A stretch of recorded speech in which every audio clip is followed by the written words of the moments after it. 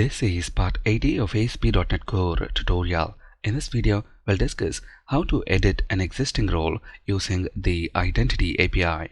In ASP.NET Core, a role consists of just two pieces of data, role ID and role name. Role ID is non-editable, so we want to render its corresponding input element disabled, as you can see right here, so the users will not be able to edit, and the only piece of data that we want to be able to edit is the role name. A role may also contain users. If there are users that belong to this role, then we want to display the list of usernames. If there are no users in this role, then we want to display the message none at the moment. And then a pair of buttons. As the names imply, add users button will add new users to this role, and remove users will remove existing users from this role. We'll discuss implementing adding and removing users from the role in our upcoming videos.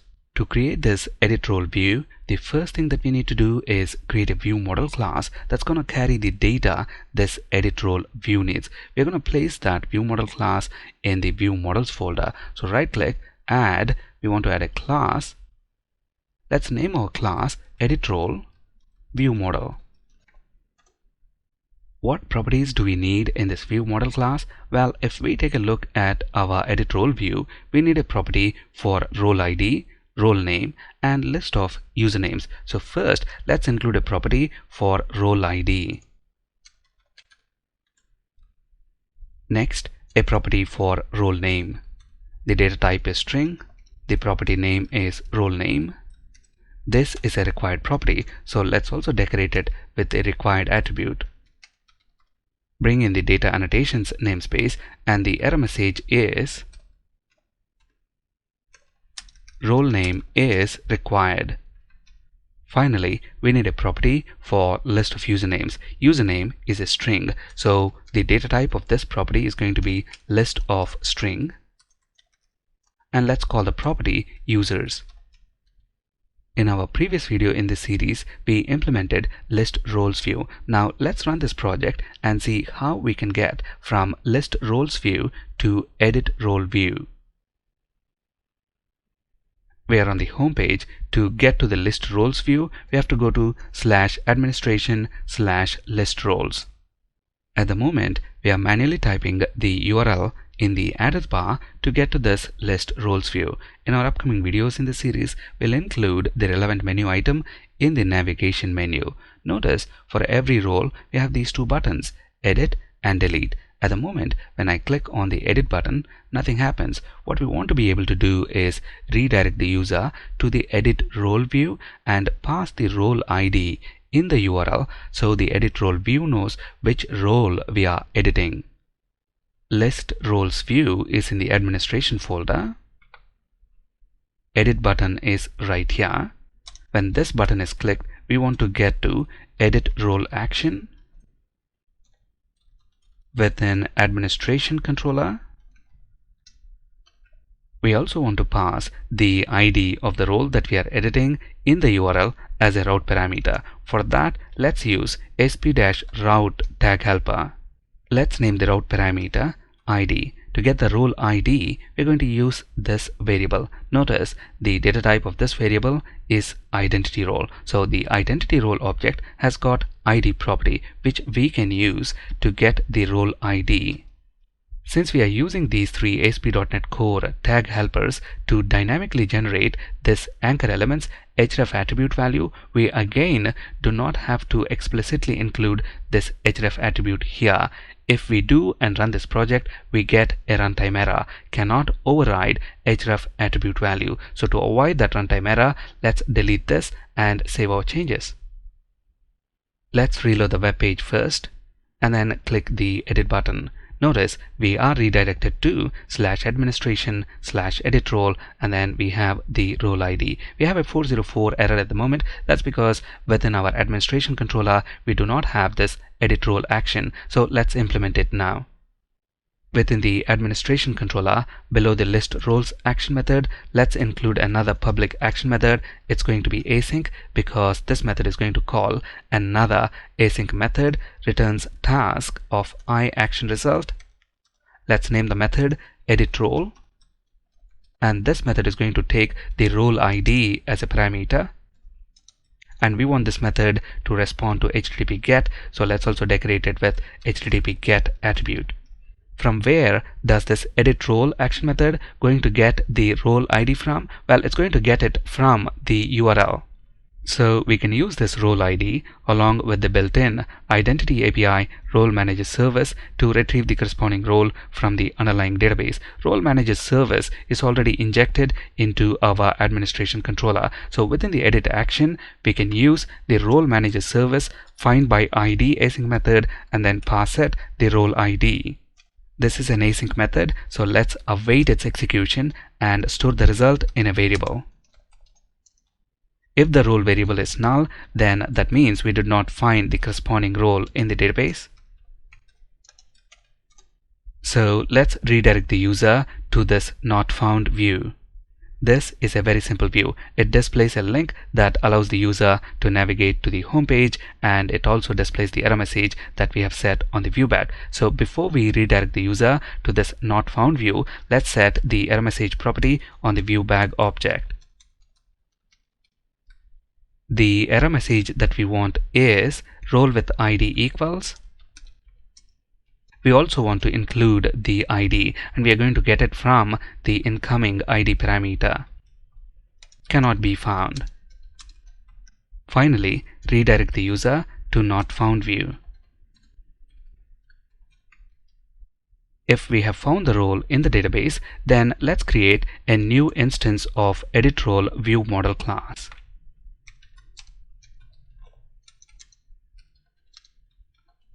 Set the ID property of our view model object using the ID property of this role object that we got from the database. Similarly, let's also set role name property. Notice we have a red squiggly here. That's because the ID property on the identity role object is of type string, whereas within our view model we have defined the ID property as an integer. That's a typo. Let's change the data type of the ID property also to string. The red squiggly should be gone now. There we go.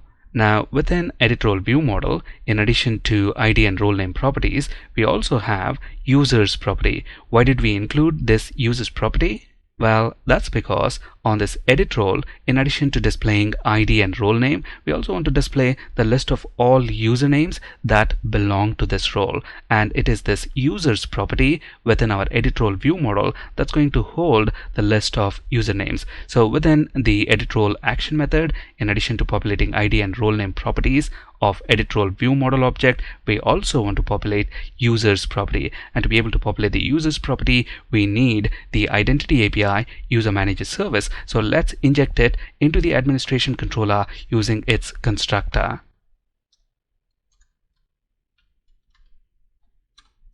I'm going to pass application user as the argument for generic parameter. If you recollect, we created this custom class in our previous videos in the series to extend the built-in identity user. Let's call the parameter user manager and then press Ctrl period to generate the required field. Now we want to retrieve all the users from the database. For that, we're going to use the user manager service that we just injected. This service has got users property, which is going to return us the list of all users. So let's use a for each loop and then loop through each user. Next, we want to check if this user that we are currently iterating over belong to this role that we are editing. For that, we use user manager service isInRole async method. We need to pass the application user object and the role name. To get the role name, we use name property of the role object. This is an async method. Let's use await keyword. As the name implies, this method returns true if this user that we are currently iterating over is in this given role. So if the user is in the role, let's add user's username property to the user's collection property of this edit role view model. The instance is model, so model.users.add the user username. Finally, let's return the view. and to the view, let's pass the edit role view model instance model. Our obvious next step is to add the edit role view. Since the name of the controller is administration controller, let's add a new razor view to the administration subfolder in the views folder. Let's name our view edit role. The model for this view is edit role view model. Next, let's set the page title to edit role and then include a form element and set the method attribute to post, because when we submit this form, we want to issue a post request. We want some margin on the top, so let's use the Bootstrap styling class empty-3. Empty stands for margin top. Next, we need two input elements, one to display the role ID and the other to display the role name. In the interest of time, I'm going to paste the required HTML. This is straightforward HTML. We are using some Bootstrap classes like form group, row, call sm2, etc. for styling. This label and input element are bound to the ID property of our edit role view model object. We do not want users to be able to edit the role ID, so we have disabled the input element by using the disabled attribute. And then these three elements, label, input, and span, are bound to role name property of edit role view model. Next, we need validation summary tag helper. Next, we need these two buttons, update and cancel. So let me paste the required HTML. When the update button is clicked, we want to submit the form, so we have set the type attribute to submit. When the cancel button is clicked, we want to send the user back to the list roles view, so we have set ASP-action tag helper to the list roles action. Next, we want to display the list of users that belong to this role. For that, we are going to use a Bootstrap card with a header, body, and footer, and here's the required HTML for that. In the header, we have the static text users in this role. In the body, we want to display the list of users that belong to this role, and in the footer, we want these two buttons, add users and remove users. We'll implement the functionality to add and remove users from the role in our upcoming videos. For now, let's just include the HTML for those two buttons. Next, in the card body, we want to display the list of usernames that are in this role. Remember, for this view, the model is this edit role view model, and this users property contains the list of usernames that belong to this role. So within the card body, the first thing that we are going to do is check if there are any users in the users collection property. For that, we use model.users.any. If there are users, then let's use a for each loop through each user in model.users. And then display the username, which is in this loop variable user. For styling on this h5 element, let's use the Bootstrap class card-title. If there are no users in this users collection, then we want to display this text, none at the moment. If there are users, display the list of usernames, else just the text, none at the moment. Let's save these changes so far and take a look at the browser. Notice when I reload this page, we get an exception. It's happening on line number 38, model.users.any. If we take a look at this users property within our edit role view model, it's a collection property, and this collection is not initialized, so it's null, and on that null object we are calling any method, so it's going to throw this argument null exception. To fix this, all we need to do is include a constructor and initialize the users collection property.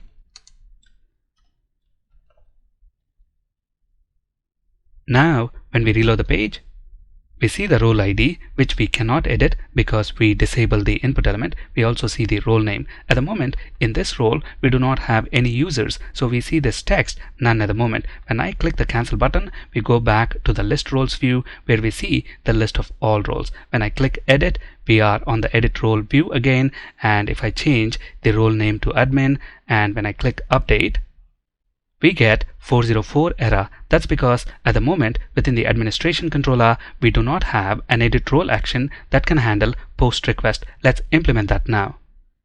In the interest of time, I'm going to actually make a copy of this HTTP GET edit role action and then change the bits that are required. This method should respond to HTTP post, so let's change the attribute from HTTP GET to HTTP post, and the model for this action method is edit role view model. Let's name the parameter model. Next, let's check if the role is still there in the database. For that, let's try to retrieve the role from the database by its ID. If role is null, then we know this specific role no longer exists in the database. So we want to redirect the user to the not found view and display this message: role with ID equals whatever is the ID cannot be found. Again, to get the ID, let's use model.id. On the other hand, if role is not null, we want to update name property of the role object with the role name value we have in this incoming model object. We don't need this local edit role view model instance anymore, so let's get rid of that. We also don't need this for each loop here. Next, we want to update the role information in the underlying database. For that, let's use role manager update async method. To this, let's pass the updated role object. This is an async method, so let's use await keyword and store the result that we get back in a variable result. If result.succeeded is true, then we know the data is successfully updated, so let's redirect the user to the list roles action.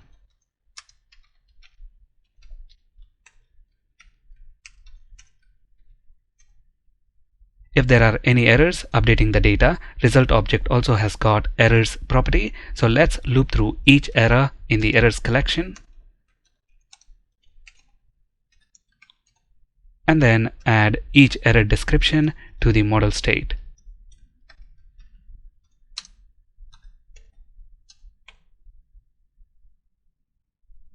We want this return view statement to be inside the else block, so the edit role view is re-rendered if there are any model validation errors, for example the required validation error. Let's click edit on one of these roles, change the role name to user1, click update. Role name is updated. Now let's edit the role again. This time let's change the role name to admin, and keep in mind we already have another role with the same name, so when I try to update we get the validation error: role name admin is already taken. Let's change this back to user. At the moment we do not have any users in these roles. In our next video we'll discuss how to add users to roles. That's it in this video. Thank you for listening.